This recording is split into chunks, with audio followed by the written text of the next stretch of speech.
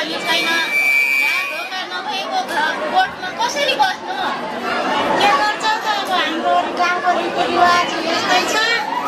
गोठमा कतै घाँस एकातिर कतै एउटा कुनातिर सरसफाइ गर, त्यहीँनिर बस। अब 7 दिनसम्म घरभित्र बस्न मिल्दैन। अनि जाऊ गोठमा गएर बस्यौला, अनि खाउला। जाऊ उतातिर गाई बाख्रालाई घाँसपात गरे, अनि गोठनिरै बस जाऊ। हुन्छ। कसरी बस्ने होला गोठमा? झ्याल पनि छैन, ढोका पनि छैन, जता पनि घाँसै घाँस छ।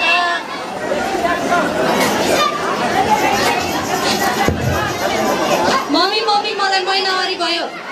महिनावारी भएको भएपछि आइजाऊ एकातिर बस। आमा भोक पनि लागिरहेछ। भोक लागेपछि अहिले म भात पकाउँछु, तिमी यही बस, आराम गर। भात पकाएर ल्याउँछु अनि खाना दिउँला। आमाले नानीलाई खाना पकाएर खुवाउँछु भन्नुहुन्छ, आफूसँगै बस्नुहुन्छ। महिनावारी भएको बेला गोठमा गएर बस।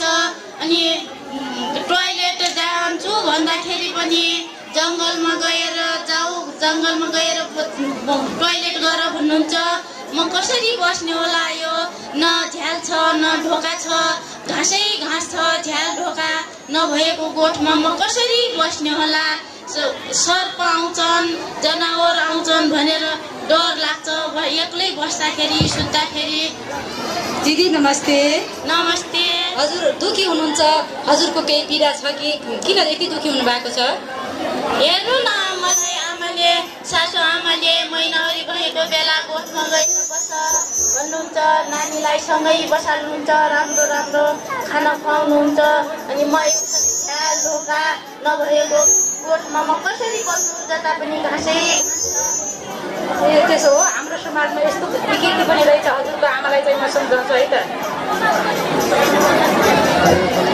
आमा नमस्ते। नमस्ते नानी। हजुरको बुहारीले धेरै दुःखका कुरा सुनाउनु भयो। हजुरले त बुहारीलाई गोठमा राख्नु भएको छ अरे, के हो साँचो आमा? के गरौँ, रीतिरिवाज यस्तै छ। हाम्रो गाउँमा पहिलेदेखि आएको चालचलन, गोठमा बस्नुपर्छ, महिनावारी भएपछि घरभित्र बस्नु हुँदैन भन्ने रीतिरिवाज पहिलेदेखि हामीलाई सासूहरूले गर्दै आउनु भएको छ।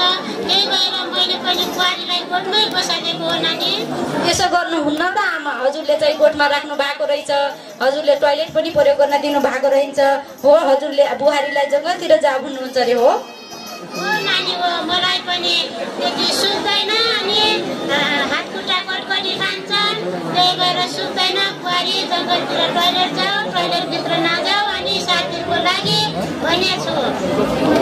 मलाई जङ्गलतिर जानुहुन्छ, पानी ल्याउनु भन्दा पानी पनि दिनुहुन्न। पानी नलिएर म जङ्गल कसरी जाउँ? टोयलेट बस्नु।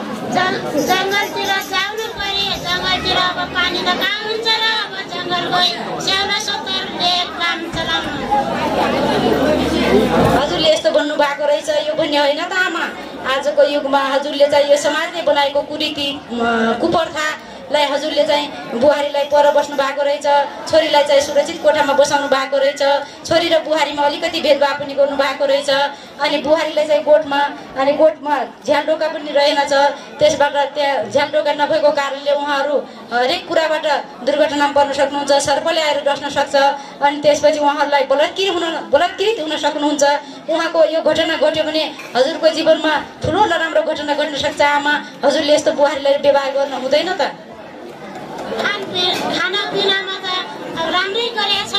खाना अब घरमा जुटेको जे जति हुन्छ राम्रो नराम्रो खाना खुवाएर अनि गाउँको रीतिरिवाज अनुसार गोठमै बसाल्ने गरेछौँ नानी हामीले। यस्तो गर्नु हुँदैन है आमा। हजुरकी बुहारी पनि कसैकी छोरी हुन्। हजुरकी छोरी पनि कसैकी बुहारी हुन्छन्। भोलिका दिनमा हजुरकी बुहारीले भोगेको पीडा हजुरकी छोरीले भोग्नु नपरोस्। किनकि हाम्रो यो समाजले बनाएको कुरीति, हाम्रो समाजले बनाएको नकारात्मक यो सामाजिक परम्परालाई हटाउनुपर्छ हजुरले आजकै दिनदेखि हजुरले चाहिँ यो परम्परालाई हटाउँछु भन्ने आफूले मनमा विचार लिनुभयो आफूबाट सुरु गर्नुभयो भने चाहिँ जताततै हाम्रो समाजमा यो कुप्रथा हट्नेछ भन्ने मलाई लागेको छ यस्तो बेला यो महिनावारी भनेको चाहिँ प्रकृतिले दिएको प्राकृतिक नियम हो यो रक्तस्राव हुने प्रक्रिया हो यति बेला हजुरले चाहिँ यो गर्नुको साटो हजुरले छोरी र बुहारीलाई भिटामिनयुक्त खानेकुराहरू अघिपछिको भन्दा अघिपछि खुवाउनुभन्दा पर्याप्त मात्रामा खानेकुराहरू खुवाउनुपर्छ आमा हजुरले चाहिँ बुहारीहरूलाई यस्तो बुहारी अथवा छोरीलाई यस्तो भेदभाव गर्नु हुँदैन हजुरले चाहिँ एउटा राम्रो सुखी एकदम उज्यालो कोठामा राखेर खाना एकदम भिटामिनयुक्त खानेकुरा दिनुपर्छ त आमा के गरौँ त नानी हाम्रो गाउँघरतिरको रीतिरिवाज यस्तै छ अब सुक्दैन अनि घरभित्र पस्न हुँदैन भन्ने चलन छ त्यही भएर अब हामीलाई पनि हाम्रो सासूहरूले गोठमै बसाल्नुहुन्थ्यो त्यही भएर मैले पनि अब गोठमै बसाल्ने गरेका छौँ हो हजुरले हिजोका दिनमा त्यो पीडा भोग्नु भएको छ आजको दिनमा बुहारीले भोग्दै हुनुहुन्छ भोलिको दिनमा बुहारीले भोग्नुहुन्छ यो पीडालाई तपाईँले हटाउनु आफैदेखि अन्त्य गर्नु भएन भने यो पीडा धेरैसम्म हजुरलाई पनि धेरै गाह्रो भयो होला उति बेला हजुरले पनि धेरै पीडा भोग्नुभयो होला अबका दिनमा छोरी बुहारीलाई यस्तो पीडा नहोस् भन्नको लागि हजुरले आफूबाट नै सुरुवात गर्नुपर्छ आमा बुहारीलाई चाहिँ यसरी कोठामा नराख्नु होला टोयलेट पनि प्रयोग गर्न दिनु होला जङ्गलतिर नपठाउनु होला वन्यजन्तुले आक्रमण गर्न सक्छ यसरी बुहारीलाई टोयलेटमा नबसाउनु होला छोरी सँगसँगै सुकी कोठामा एकदम राम्रो तरिकाले खाना एकदम अघिपछिको भन्दा राम्रो भिटामिनयुक्त खानेकुराहरू दिनु होला अनि छोरी बुहारीले पनि नियमित प्याडको प्रयोग गर्नु होला प्याडलाई जथाभावी नफाल्नु होला खाडल खनेर गाड्नु होला अथवा दोस्त जलाउनु होला भन्न चाहन्छु र प्याड भन्दा पनि अझ हामीले चाहिँ हाम्रो समूहमा अझै सिकाउने प्रयासमा छौँ मैले पनि सिकेको छु आमा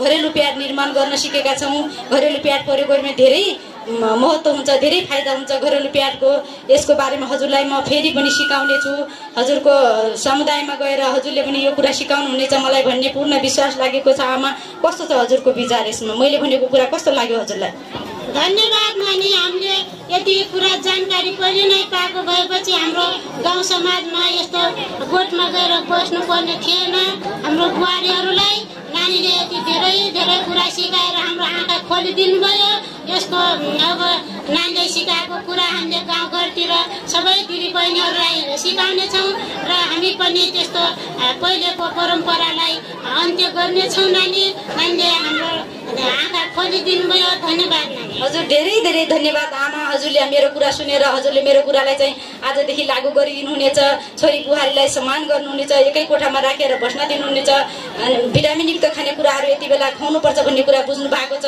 एकदमै खुसी लागेको छ मलाई आमा हजुरलाई धेरै धन्यवाद अरू गाउँ समाजमा गएर पनि मैले यस्तै कुराहरू सिकाउनु छ हजुरले पनि आफूदेखि सुरुवात गरेर चाहिँ गाउँ समाजमा यस्तो नहोस् भनेर सिकाउनु होला भन्दै हजुरसँग बिदा हुन्छु आमा अर्को गाउँ टोलमा पुग्नु छ हजुर नमस्कार धन्यवाद नानी धन्यवाद बस अब बुहारी तिमीलाई पनि अब छाउकोटमा बस्नु पर्दैन अब हामीसँगै बसाल्छौँ धेरै धन्यवाद उहाँ आएर हाम्रो आमाको सासू आमाको आँखा खोलिदिनु भयो धेरै धन्यवाद